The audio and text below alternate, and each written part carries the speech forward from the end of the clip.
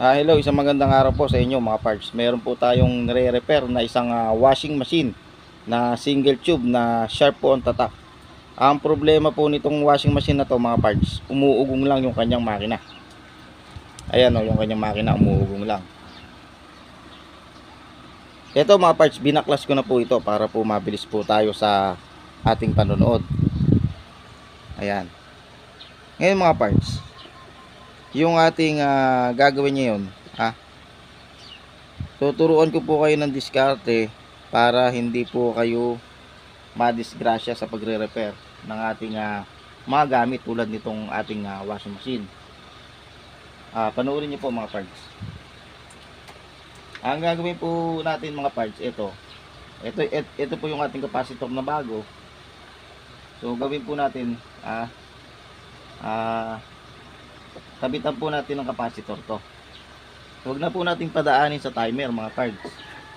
Ayan. Ito po yung ating line ng capacitor papuntang makina. At ito po yung ating common wire.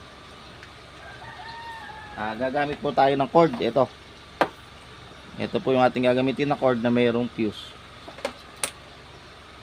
Ang gawin po natin, dito po yung ating common wire, line 1, at dito yung ating line 2. Ayan. Ang gawin po natin, i-plug in po natin. Paalala lang mga parts, kung kayo po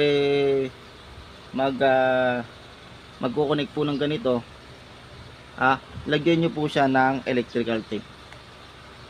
So sa pagkakataong ito, hindi na po natin ito lalagyan ng electrical tape.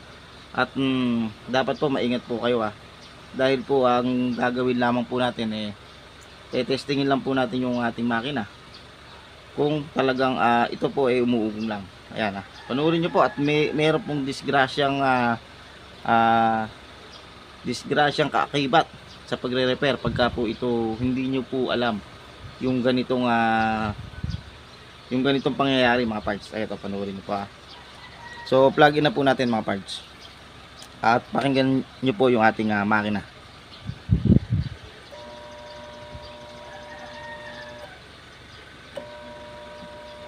Yung kapasin-pasin nyo po mga parts, umuugong lang po yung ating makina. Ito na yung wag nyong gagawin mga parts pagka po kayo nagre-repair ng isang washing machine. Kahit po hindi po ganyan hindi po ganyan yung pagwa-wirings, kahit po nakakabit sa kaha, basta po umuugong, ito pong wire, ito pong pinakasaksakan po nito, huwag nyo pong hahawakan ng dalawang kamay itong dalawa na to. Kasi permis yan pagka umuugong lang. Pagkakataon na grounded na po yung makina. Huwag nyo pong hahawakan yung dalawa na yan mga parts. Pag hinawakan nyo po yung dalawa na yan, makakukuryente po kayo dyan mga parts. Gagawin nyo po, i-discharge nyo po. Ayan, pag ganyan, di-discharge nyo po. Ayan. Ayan, discharge na. Saka ito, di-discharge nyo mga parts. Ayan. Kasi pagka ganyan umuugong na, grounded na po yan tingnan nyo po mga parts. Ilipat po natin sa kabila. Ayan.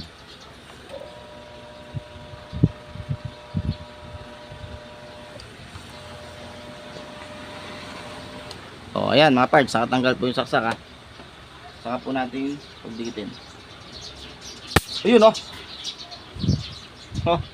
kita nyo may time na yung ating capacitor nagpopondo ng kuryente. Kaya kung mahahawakan nyo po yung dalawa na yan, o kaya itong ating saksakan, mahahawakan nyo, sigurado makukuryente kayo. Napakalakas po ng voltahe nun, 110 volts ang mararamdaman nyo po ron. Talagang kayo po babaliktad ko, kayo po makukuryente ng ganun.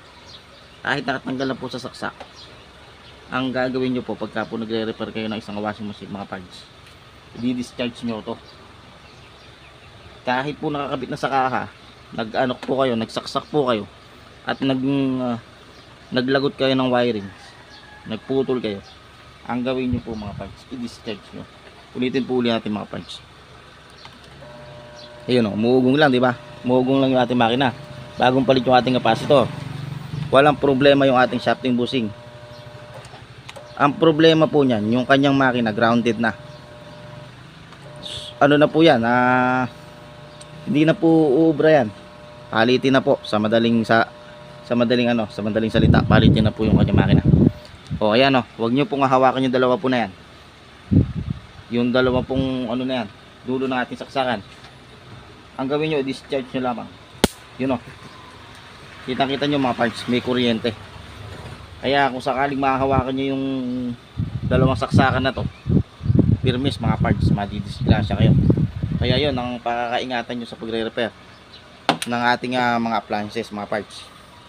Konting ingat mga parts, ingat lang sa paggawa. Ayan, sana po nakakuha po kayo ng idea mga parts sa ating tinalakay na video. Ayan, at nangyayari po yan sa totoong buhay mga parts sa pagre-repair natin ng washing machine sa totoong buhay. Halimbawa, ayun, pagka po nakakabit ng ganyan at sinabi sa inyo ng customer umuugong lang po, ayaw umandar, wag po kayong basta-basta hahawak ng mga wirings, wag po kayong basta-basta maglalagot.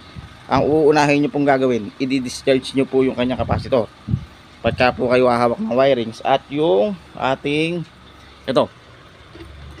yung ating dulo ng saksakan, pagka sinabi ng customer natin na sir, umuugong lang yung aking washing machine, ano ba yung ating papalitan? Siyempre, ang gagawin po natin, titingnan po natin kung talaga umuugong lang, isasaksak po natin sa kuryente. Ngayon makikita po natin at madidinig natin na umuugong lang. Tapos bigla po natin nahawakan yung dalawang yung dalawa na to, nahawakan po natin na gano'n. Sigurado babaliktad po kayo. 110 volts po yung nakapondong kuryente rito. O kaya ang ginawa nyo, sinaksak nyo, umuugong lang, o magdududa kayo, baka mamaya sasabihin nyo kapasitor.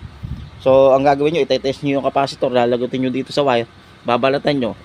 Pagka tines nyo to, hawakan nyo itong dalawa na to, siyempre yung test probe natin, didikit natin dito. Makukuryente po kayo doon mga parts. So yun lamang po ang paalala ko po sa inyo mga parts. Sana po naintindihan nyo po yung ating mga paliwanagan. Thank you very much mga parts.